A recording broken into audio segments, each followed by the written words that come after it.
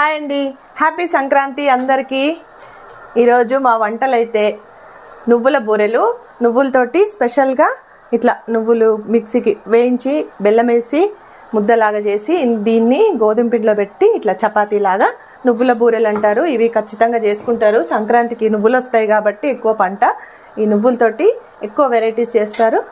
దీన్ని ఇట్లా చేసి కాల్స్తారు. ఈ చపాతీలాగా కాకపోతే నువ్వుల వేస్ట్ చేస్తారు కనుక నువ్వుల బూరెలు ఇది ఫేమస్ మా సైడు. అట్లాగే పాలకూర పకోడీ, పప్పు చారు కర్రీ ఇవైతే కామన్ ఉంటాయి. ఇంకా ఈరోజు స్పెషల్ ఏంటంటే గవ్వలు చేస్తున్న. పిల్లలు గవ్వలు చేయమని అడిగితే గవ్వలు చేస్తున్నా, గవ్వలు రెడీ చేసిన. అనే బెల్లం పాకానికి రెడీ పెట్టుకున్నా.